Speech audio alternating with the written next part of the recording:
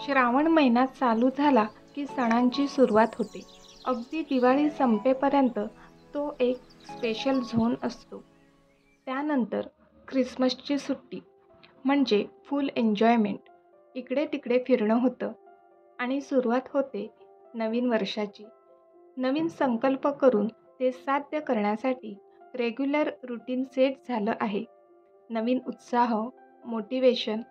यावर्षी कोणकोणत्या गोष्टी करायला हव्यात हे जर एका वहीमध्ये लिहून ठेवलं तर तिथपर्यंत पोहोचण्याचा मार्ग नक्कीच मिळतो. तर मग याच नोटवर पटकन व्हिडिओला सुरुवात करूया. आजचा माझा टास्क आहे पेंडिंग वर्क कंप्लीट करणं. तसं पाहायला गेलं तर अगदी 5 मिनिटाचं काम आहे, पण काही कारणांमुळे ते राहून गेलं.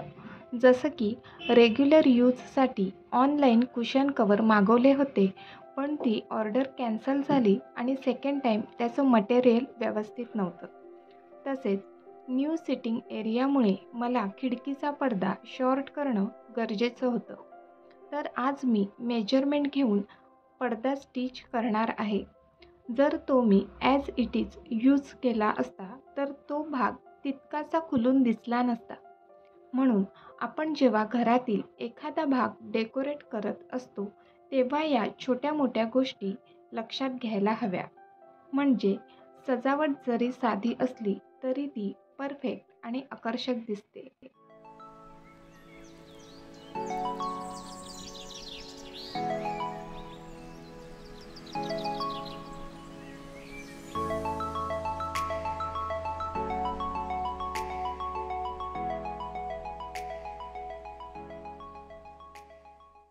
पडदा शिवून झाल्यानंतर दिवाळीमध्ये फेस्टिव्ह लूक देणारे पडदे लावले होते ते काढून आधीचे पडदे लावून घेत आहे. म्हणजे ते पुन्हा पुढच्या दिवाळीमध्ये किंवा स्पेशल डेला यूज करता येतील.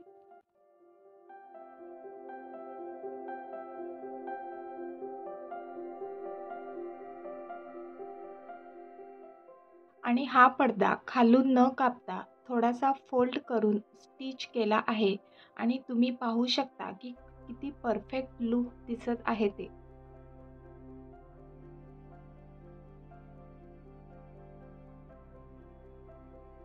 तुम्ही इथे पाहू शकता की मी 3 व्हाईट कलरच्या वेगळ्या रिंगा लावल्या आहेत.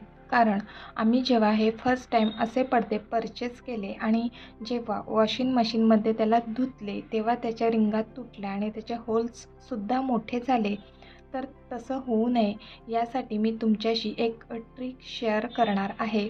व्हिडिओमध्ये दाखवल्याप्रमाणे पडदा झिगझॅगमध्ये फोल्ड करा आणि कॉटनचा रुमाल त्या होलांमधून घालून त्याला घट्ट गाठ बांधून घ्यायची आहे. अगदी त्या रिंगा तिरक्या व्हायला नको, व्यवस्थित सरळ राहायला पाहिजे अशी त्याला गाठ मारा.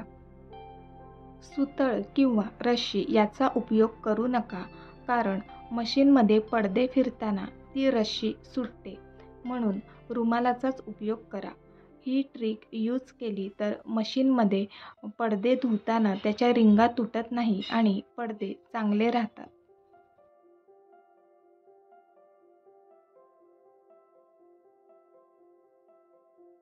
आणि आता कुशन कवरसुद्धा चेंज करून घेत आहे. तर मगाशी म्हटल्याप्रमाणे आम्ही ऑनलाईन ऑर्डर करत होतो, पण ते शक्य झालं नाही. मग आम्ही हे कुशन कवर डीमार्टमधून घेतले. अगदी स्वस्त दरात मिळाले आणि फॅब्रिक मटेरियलसुद्धा छान आहे. तसेच हे मॅट फिनिशमध्ये असल्यामुळे रेग्युलर यूजसाठी अगदी परफेक्ट आहेत.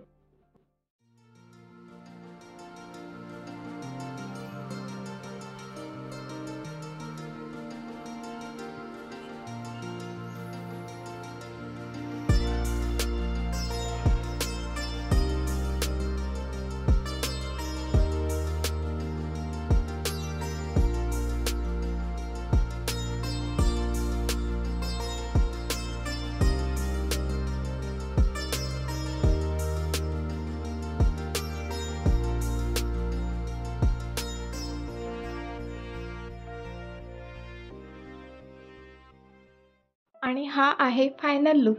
तुम्हाला कसा वाटला मला कमेंट बॉक्समध्ये नक्की सांगा. आणि माझे व्हिडिओ आवडत असतील तर आपल्या चॅनलला नक्की सबस्क्राईब करा. नेक्स्ट पेंडिंग टास्क आहे हे आर्टिफिशियल ट्रीज आणि फांद्या वॉश करणं. तर त्यासाठी सुद्धा थोडा वेळ लागला, कारण मला इथे एक नवीन सेटअप तयार करायचा आहे. तर तो मी कसा करणार आहे यासाठी व्हिडिओ शेवटपर्यंत नक्की पहा. असे आर्टिफिशियल ट्रीज, फुलं किंवा फांद्या क्लीन करण्यासाठी स्प्रेचा उपयोग करा. यामुळे त्यावरची धूळ इझिली क्लीन होते. आणि त्यानंतर पाण्याखाली धुवून घ्या. फांदीसुद्धा मी याच प्रकारे क्लीन करून घेणार आहे.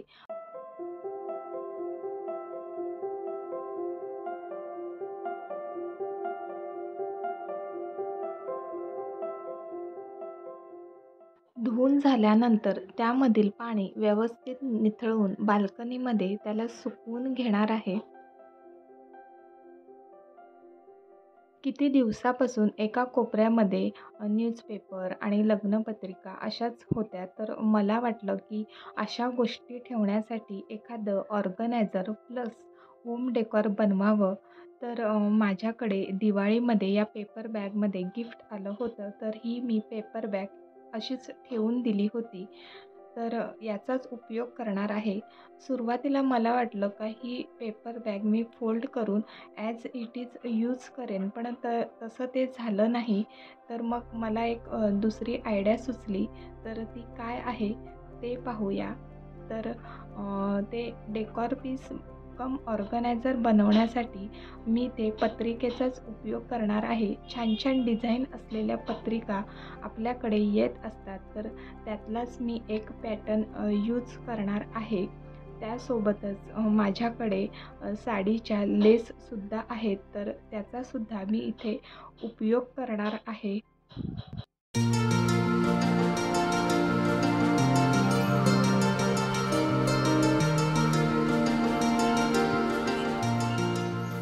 सर्वात प्रथम मला जेवढी उंची हवी आहे तेवढी मी पेपर बॅग कापून घेतली आहे.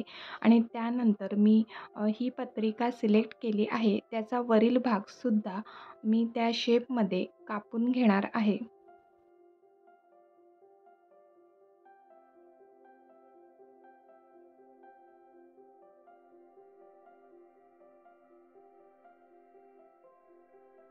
जी लेस मी सिलेक्ट केली होती ती लावत असताना माझी मुलगी मला म्हणाली की ती तितकीशी छान दिसत नाही आहे. आणि मी तिचं ऐकलं, ते खरंच बरं झालं. मग मी दुसरी लेस आहे का ते पाहत होती. तर मला एक गोल्डन कलरची लेस मिळाली आणि ती लेस छानच दिसत होती. ती आता लेस मी कापून घेत आहे आणि पुढे पाहूया का ती मी कशी स्टिक करणार आहे. घरामध्ये अशा कितीतरी टाकाऊ वस्तू असतात आणि त्याचा आपण यूज करून असं काहीतरी छान एखादं डेकॉर पीस किंवा ऑर्गनायझर बनवलं आणि ते आपल्या मनासारखं झालं, तर त्यामधून मिळणारा आनंद हा एक वेगळाच असतो. तर तुमच्या घरीसुद्धा अशा काही टाकाऊ वस्तू असतील तर तुम्ही नक्कीच ट्राय करा. तर आता आपण फायनल सेटअपकडे वळूया. मी नवीन काहीही विकत आणलेलं नाही. जे काही आधीचं साहित्य आहे तेच यूज करून एक नवीन सेटअप तयार करणार आहे.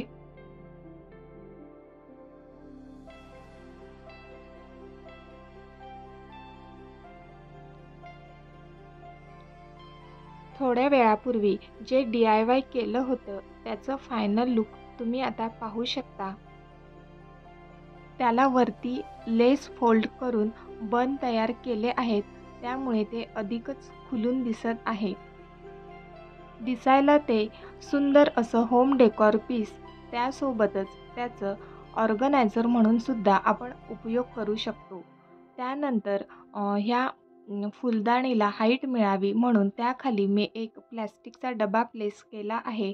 त्यामुळे ती फांदी आहे ती व्यवस्थित विजिबल होत आहे.